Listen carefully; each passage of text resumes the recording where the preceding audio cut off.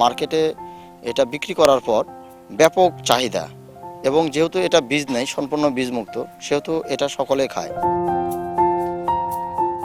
মফিজুল ইসলাম masters শেষ করে চাকরি না পেয়ে কৃষিকে পেশা হিসেবে গ্রহণ করেন। ১০০টি বীজবিহীন বাড়ি ৪ জাতের পেয়ারার চারা কিনে শুরু করেন কৃষি পেশা। এই ১০০ চারায় ঘুরে গেছে মফিজুলের ভাগ্যের চাকা।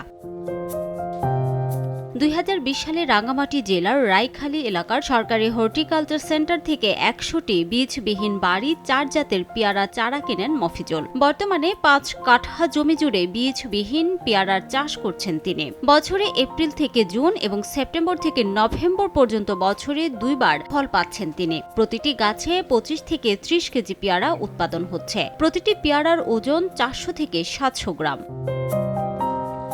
স্থানীয় বাজারে ৭০ থেকে ৮০ টাকা কেজিতে বিক্রি করছেন পেয়ারা। ২ মাসে উৎপাদিত পেয়ারা বিক্রি করেছেন ১ লাখ টাকার। উৎপাদনের পাশাপাশি গাছে কলম করে মফিজুল নিজেই তৈরি করেছেন চারা। ইতিমধ্যে দেশের ৫২টি জেলায় চারা সরবরাহ করেছেন তিনি। বিক্রি করেছেন ২ লাখ টাকার চারা। আমার এই বাগানটির বয়স হচ্ছে ৪ বছর। মার্কেটে এটা বিক্রি করার পর ব্যাপক চাহিদা, এবং যেহেতু এটা বীজ নেই, সম্পূর্ণ বীজমুক্ত, সেহেতু এটা সকলে খায়। এই পেয়ারা চাষ করে আমি অনেক স্বাবলম্বী এবং আর্থিক উন্নয়ন হয়েছে, আমার বাগানেরও উন্নতি হয়েছে। আর নতুন করে আমি বৃহৎ আকারে করতেছি।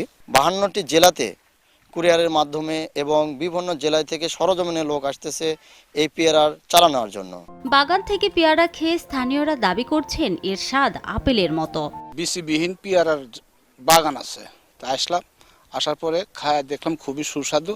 তা আমি একটা বাগান করব, তার জন্যে আইসি কিছু চারা নিতে। গাছ থেকে ছিঁড়ার পরে খেয়ে দেখলাম যার ভিতর কোনো বিচি নাই। খুবই সুস্বাদু এই পেয়ারাটা। এটা যাদের দাঁত নাই তারাও খেতে পারবে। আমার কাছে মনে হইলো আমি কেন জানি আপেল খাচ্ছি।